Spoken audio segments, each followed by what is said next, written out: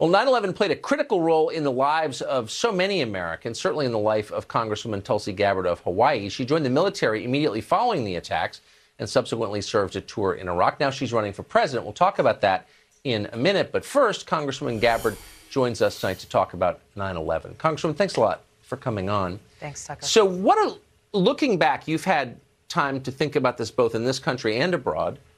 What are the lessons for the rest of us from 9/11, would you say, 18 years later? Yeah, it's looking back on that day, remembering where we were, and as we observed al-Qaeda attacking us and seeing the thousands of our fellow Americans who were killed on that day, and seeing the brave acts that these heroes, our first responders, put forward as they ran into those crumbling buildings as so many people were trying to get out, to see how many people they could save.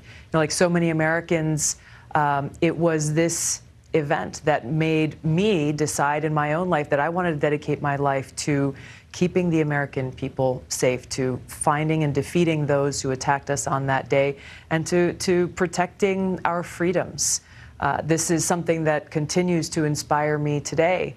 But also, we've got to recognize how much our leaders have failed us, where instead of focusing one-pointedly on defeating al-Qaeda and its affiliates and offshoots, instead they went and started waging a series of regime change wars in places like Iraq and Libya, and the ongoing regime change war in Syria.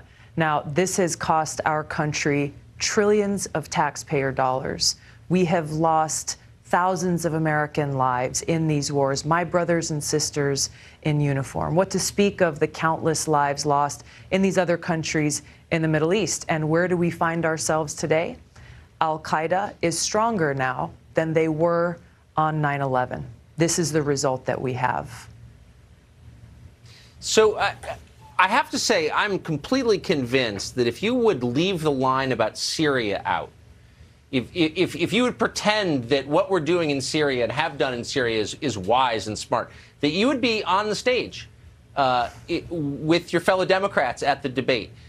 Bringing up that point about Syria has earned you the enmity of a lot of people in Washington, a lot.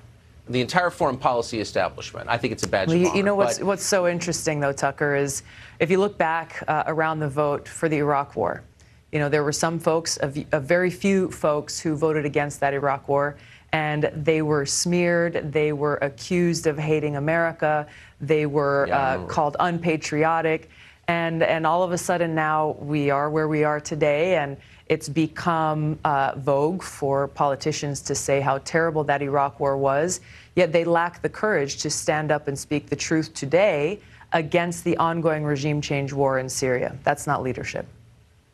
No, it's certainly not. So how do you feel about being excluded from this next DNC debate? Oh, the DNC is trying to basically send a message to the American people that they are the all-powerful gatekeepers, and that they are the ones who have the power to decide who should be considered to be our Democratic nominee or not. But the reality is that voters in this country have that power. So that's where I'm focused. I'm focused on reaching out to and connecting with voters. They're the ones I'm committed to serving. Yeah. You'd think that a party that says it believes in diversity would like to have someone with maybe a different point of view on the issue, and you have a different point of view on some of those issues. And so I think that's part of the problem with these debates is, with these 30-second answers, 60-second answers, you're not really giving voters the chance to hear, where do we stand on these issues? What motivates us? Why are we doing what we're doing? What experience and credibility do we bring to this job of president and this huge responsibility of serving as commander-in-chief? And so really all it becomes is an opportunity for the hosting media network to get high ratings or make some money off of it, and it just the whole thing's a charade, and it doesn't serve voters. That's really the biggest problem here. I've noticed. Congresswoman Tulsi Gabbard, thank you for that. Good to see you. Thank you, Tucker.